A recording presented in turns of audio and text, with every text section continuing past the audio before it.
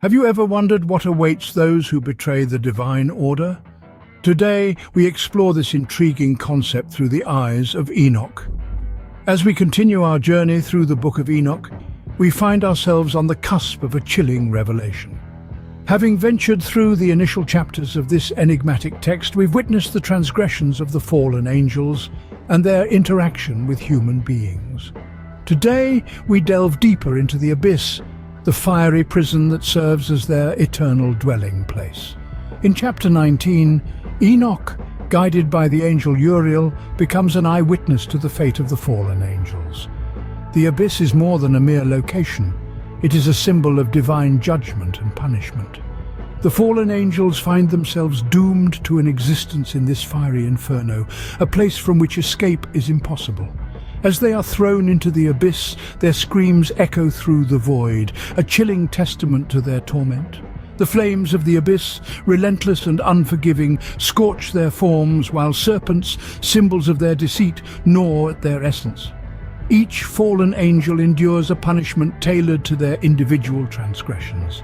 Some are cast into deep pits, while others are confined to caverns of darkness, a physical representation of their moral corruption. Standing at the precipice of the abyss, Enoch is engulfed by the heat radiating from the pit.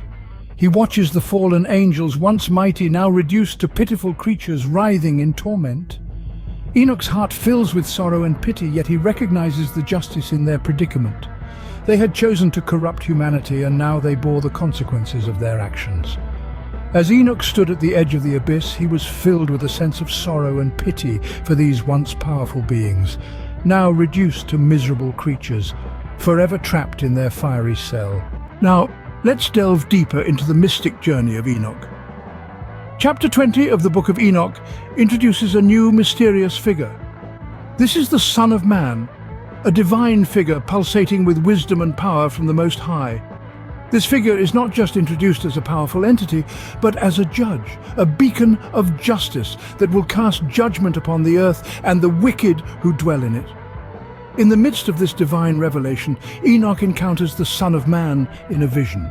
Imagine, if you will, standing before a being of such immense power and authority that it's almost overwhelming. The Son of Man is described as a radiant figure, with hair like wool and eyes like fire. In his hands he holds a golden key and a sword of flame, potent symbols of his divine authority and power. Enoch, standing before this figure, senses an inherent wisdom and knowledge that seems to encompass all that is known and unknown. There's a certain destiny tied to the Son of Man, a destiny that involves bringing judgment upon the earth. But it doesn't end there. Enoch is shown a vision of the future, a time where the Son of Man will descend upon the earth to bring justice and salvation. Enoch sees the wicked receiving their due punishment for their sins, and the righteous being rewarded for their unwavering faithfulness. This vision is not one of despair, but of hope. A hope that the Son of Man embodies. A hope for humanity. Enoch is left with the understanding that this Son of Man is not just a sign of God's ultimate triumph over evil, but also a beacon of hope for all of humanity. With the vision of the future, Enoch understands that the Son of Man represents hope for humanity and is a sign of God's ultimate triumph over evil.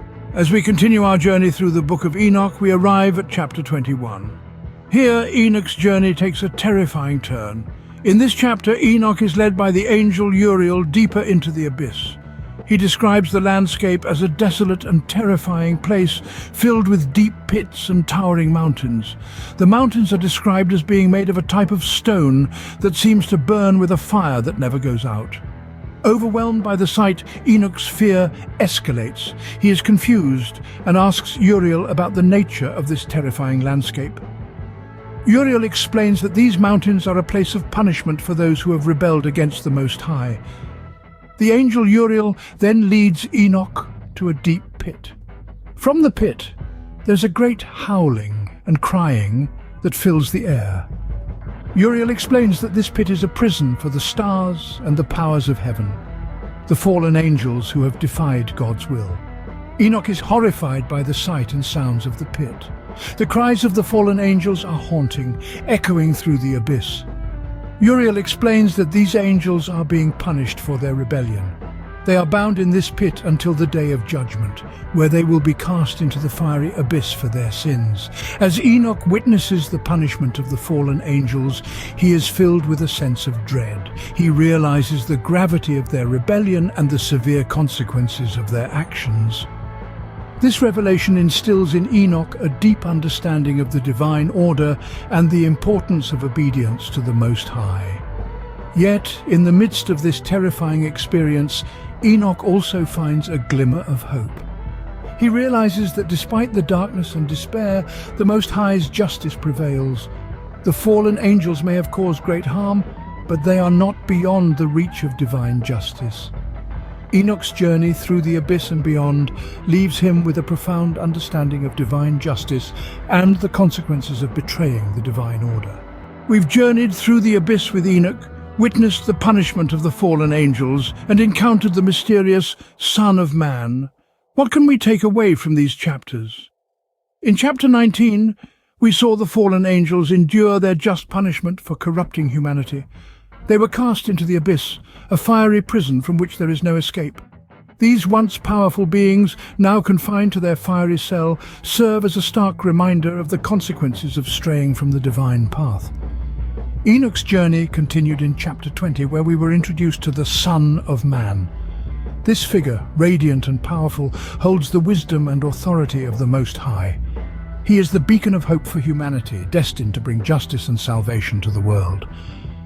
His golden key and flaming sword symbolize his divine power to unlock the mysteries of the universe and cut through the darkness of ignorance. In these chapters, Enoch's visions reveal a future where justice and righteousness prevail. The wicked are punished for their sins, while the righteous are rewarded for their faithfulness. This vision serves as a powerful reminder of divine justice and the ultimate triumph of good over evil.